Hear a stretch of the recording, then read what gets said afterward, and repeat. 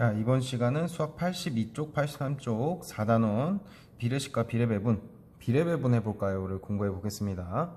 1번 슬기와 연수가 제과 제빵사 직업체험에서 만든 빵 10개를 3대2로 나누어 가지려고 합니다. 빵을 어떻게 나누어야 하는지 알아봅시다. 자, 그러면 이 3대2의 순서가 지금 슬기와 연수 이 순서대로 가야 되니까, 자, 3대2 이렇게 돼야겠죠. 그래서 슬기와 연수가 빵을 몇 개씩 가져가야 되는지 그림에 나타내 본다면, 자, 3개씩 주고 2개씩 주고 이렇게 해봅시다. 자, 먼저 슬기한테 3개를 줬어요. 그러면 연수한테는 2개 주고요. 자, 다시 슬기한테 또 3개 줬으니까 연수한테 2개 이렇게 줄 수가 있죠. 자, 그래서 이만큼이 슬기가 가져가는 빵이고요. 자, 그 다음 이만큼이 연수가 가져가는 빵이네요. 그러면 슬기는 6개, 연수는 4개 이렇게 가져가게 된 거죠. 그래서 6개, 4개 이렇게 써주겠습니다. 자, 다음 두 번째, 슬기와 연수가 각각 전체의 몇 분의 몇을 가져야 하는지 살펴보고 왜 그렇게 되는지 네모 안에 알맞은 수를 써넣어 알아보세요.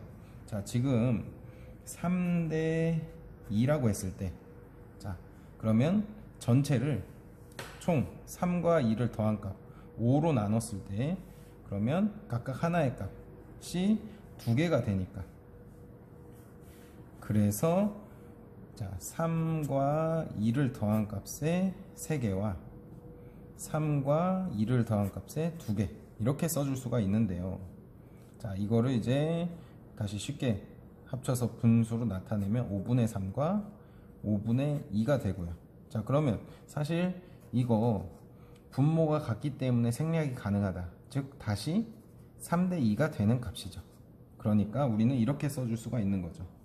자, 3대2는 5분의 3대 5분의 2가 된다. 이렇게 써준 수가 있겠습니다. 자, 그래서 여기서도 마찬가지로 이 3대2를 가지고 분모에 다 넣어주고, 그 다음에 비율대로 3개와 2개 이렇게 써주면 되겠습니다.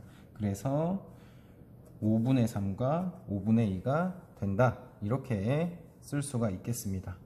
자, 그 다음 세 번째, 10을 3대2로 나누는 방법을 식으로 나타냈습니다. 네모 안에 알맞은 수를 써넣으세요. 자, 그러면 전체 이 10을 똑같이 5분의 3과 이렇게 5분의 2로 나눠 가졌을 때, 자, 10 곱하기 5분의 3이니까 자, 이렇게 약분해서 6개가 되고요. 그렇죠? 그 다음에 얘도 마찬가지로 이렇게 약분이 돼서 4, 그래서 4개, 그래서 전체 10개가 다시 나오게 되는 거죠. 그래서 이러한 방법으로 바로 나누어서 가져가는 개수를 구할 수가 있겠습니다. 이것을, 그리고 우리는 비례배분, 그래서 전체를, 이게 제일 중요합니다. 전체를 주어진 비로 배분하는 것을 비례배분이라고 한다. 이렇게 정리를 할 수가 있겠습니다.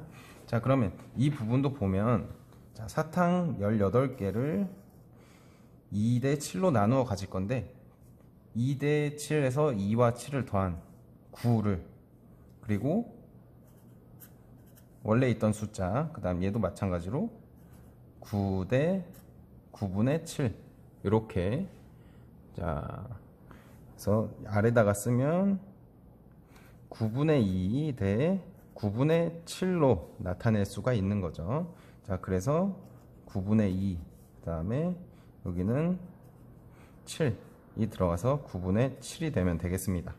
자, 그러면 이제 처음 가지고 있던 사탕 18개 이거를 이 값에 곱해주는 거죠. 그래서 18 곱하기 9분의 2를 해서, 자, 약분이 되고 4개를 가져가는 거고, 자, 슬기 같은 경우에는 18 곱하기 9분의 7을 해서 이렇게 돼서 14, 14개를 가져가는 거죠. 이렇게 구할 수가 있겠습니다. 과자가 한죽 960g을 3대5로 나누어 별 모양과 사각형 모양으로 만든다고 합니다. 자, 그러면 별대 사각형 이 3대 5인데 이거를 비례배분의 비로 나타내면 더해줘서 8분의 3과 8분의 5로 나타낼 수가 있는 거죠. 그리고 전체는 지금 960. 그래서 지금 사각형 모양을 만드는데 필요한 반중량이니까 전체를 960을 사각형 만드는 값인 요거로 곱해주는 거죠. 그래서 곱해주면 자 바로 120과 1로 약분이 되죠. 그래서 다시 곱해주면 600. 그래서 600입니다. 이렇게 써줄 수가 있겠고요. 그 다음에 마찬가지로 비례식으로 나타내서 했을 때도 600이 되는 거죠. 그리고 마지막으로 두 친구 해결 방법 비교하고 알게 된 것을 말해 본다면, 자, 둘 다 사실 B의 성질을 이용하여 비례 배분을 할 수 있다.